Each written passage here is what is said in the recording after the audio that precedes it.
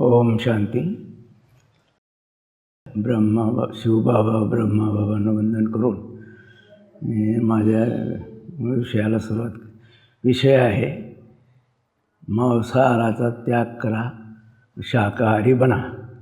मी 2012मध्ये शेतकरी मेळाव्यासाठी माउंट आबूला गेलो होतो. त्या दिवसापासून शाकाहारी झालो आणि भक्ती मार्गाचा त्याग करून ज्ञान मार्गात आलो.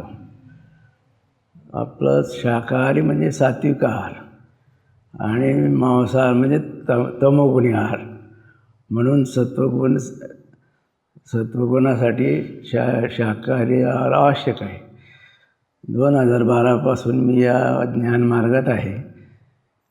अनुभव असा येतो की भक्ती मार्गामध्ये शांतता नाही, ज्ञानमार्गामध्ये शांतता आहे आणि मन वगैरे परिवर्तन होऊन चांगला मार्ग आहे. आणि जे तमोगुण असतात माणसाचे मांसाहारामुळे ते आपोआप नष्ट होतात आणि शाकाहारी म्हणजे सात्विक आहार असल्यामुळे मनाला शांतता भेटते आणि चांगला मार्ग आहे व्हा.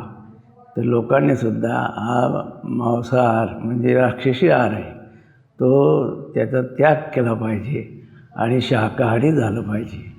शाकाहारी म्हणजे मग सत्वगुण आणि सात्विक आहार आहे.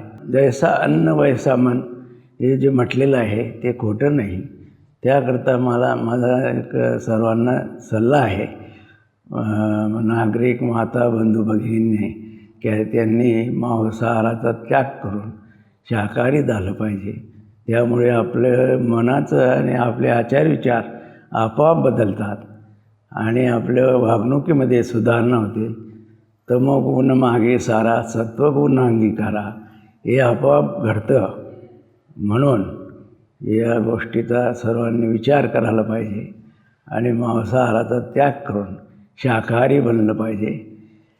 हे अशी माझी सर्व नागरिक माता बंधू भगिनींना विनंती आहे.